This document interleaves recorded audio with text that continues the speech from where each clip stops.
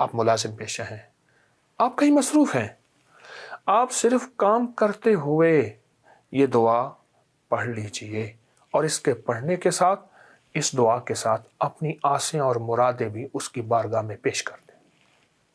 بس آپ کی کوئی آسیں ہیں، آپ کی کوئی مرادیں ہیں، آپ کی کوئی مقبولیت ہے، اور یقین ہو، اعتماد ہو۔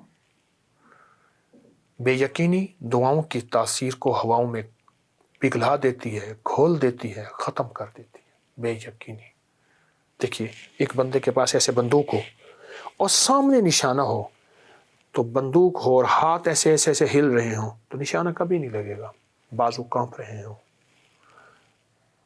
چاہے وہ کتنی قیمتی مہنگی سے مہنگی ہو، اور کتنی مہنگی سے مہنگی ہو، کتنی مہنگی سے مہنگی، یقین ہو کہ میرے حضور، میرے آقا کملی والے نے فرما دیا، بس اب میری کمی ہو سکتی ہے، میرے مانگنے کی کوتاہی ہو سکتی ہے، میرے جذبے کی بے یقینی ہو سکتی ہے، میرے قدم ڈگمگا گئے، میرا اپنا قصور ہے، یقین ہو۔ وہ دعا صرف 27 بار پڑھنی ہے، اللہم اغفر لی ولوالدی وللمؤمنین والمؤمنات والمسلمین والمسلمات، بس اتنی سی دعا ہے۔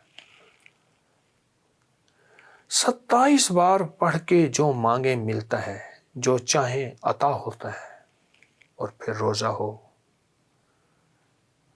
رمضان ہو، فرشتوں کو اللہ جل شانہ فرماتے ہیں، فرشتوں ایک کام شروع کرو۔ کیا مولا؟ جو سجدہ کر رہے ہیں چھوڑ دو، جو رکوع کر رہے ہیں چھوڑ دو، جو قیام ہیں چھوڑ دو۔ میں کچھ فرشتے ایسے ہیں جو ازل سے لے کر قیامت تک سجدے میں ہی ہیں، کوئی ہیں جو قیام میں ہیں، کوئی ایسے ہیں جو دعا میں ہیں، کوئی ایسے ہیں جو تسبیحات ذکر میں ہیں، چھوڑ دو۔ یا اللہ کیا کریں؟ فرمایا میرے روزے دار کی دعاؤں پہ آمین کہو۔ کتنی عجیب بات ہے۔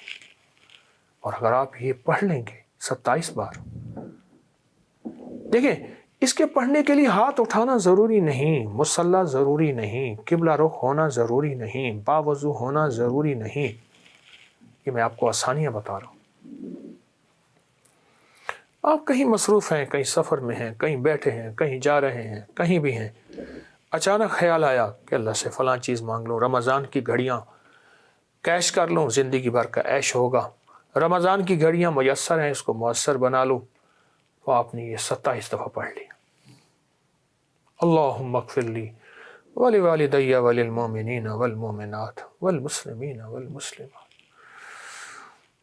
اپنے مقصد کا، اپنی مراد کا، اپنی مشکل کا، اپنی پریشانی کا، اپنی کسی الجھن کا، اپنی کسی ناکامی کا، اپنی کسی بیٹا مانگنے کا، اولاد مانگنے کا، اولاد ہے تو ان کی نسلیں یا شادیاں، ان کی کوئی بھی مانگنے کا، آپ نے جذبہ لے لیا، دعا کر لی۔ یہ دعا جب جائے گی نا، اکیلی عرش پہ نہیں جائے گی، یہ دعا، یہ آپ کی دعا کو ساتھ لے کے جائے گی۔ چونٹی رو رہی تھی، چونٹی رو رہی تھی، تو پوچھا کیا ہوا؟ تو کہا میں نے جانا ہے تک کعبہ کا طواف کرنا ہے۔ تو کیسے جائے گی؟ انہوں نے چل پڑوں گی۔ کہا نا، تو کسی کبوتر کے پر کو چپک جا، کبوتر جائے گا، پر کو چپک جائے گی، وہ طواف کرے گا، تیرا بھی ساتھ ہو جائے گا، خود چلے گی تو نہیں جا سکے گی، ساری زندگی تیری بیت جائے گی۔ اپنی دعاؤں کو ان دعاؤں کے ساتھ چپکا دیں، اپنی دعاؤں کو ان دعاؤں کے ساتھ لگا دیں۔ یہ عرشوں پہ قبول ہیں، قبولیت سے آئی ہیں، قبولیت سے جائیں گی، اور انشاءاللہ ہماری لغزشیں، خطائیں، اور اس کے باوجود بھی ہماری دعاؤں کو یہ ساتھ لیتے ہوئے جائیں گی، اور عرش پہ اس کی بارگاہ میں قبول کرائیں گے۔ رمضان کی گھڑیاں، پل پل قبولیت، پر ایک احساس رہے آپ کو کہ اللہ نے سارے فرشتوں کو روزے دار کے لیے فارغ کر دیا۔ اللہ کہتا ہے جا آمین کہہ۔ تو معلوم ہوا اگر آمین کہنا ہے تو پھر دعائیں اتنی مانگے کہ فرشتے آمین کے لیے تو فارغ بیٹھے ہیں، تو ہم نے فرشتوں کو آمین پہ لگایا ہی نہیں، تو فرشتوں کو آمین پہ لگائیں، اتنی دعائیں مانگیں، اتنے عمل کریں، اتنا اپنے آپ کو عبادات میں، روحانیت میں، کیفیات میں مصروف کریں، مشغول کریں، دعائیں مانگیں, اتنا مانگیں, خوب مانگیں, بہت مانگیں, مسلسل مانگیں, اور یہ پڑھیں اللہم اغفر لی ولوالدی وللمؤمنین والمؤمنات والمسلمین والمسلمات. 27 دفعہ پڑھ کے اپنی دعائیں ساتھ بھیج کے پھر اپنے کام میں مشغول ہو جائیں, پھر خیال آئے پھر 27 دفعہ پڑھ کے پھر مشغول ہو جائیں. بہت ملتا ہے, بہت ہے. وہ سچا ہے, وعدوں کا سچا ہے, دینے میں سچا ہے. ہم سچے بولوں کے ساتھ اپنی چھوٹے ٹوٹے پھوٹے بول ساتھ آسیں امیدیں لگا دیں, کریم قبول کر لیتا ہے. کریں گے انشاءاللہ. السلام علیکم ورحمۃ اللہ.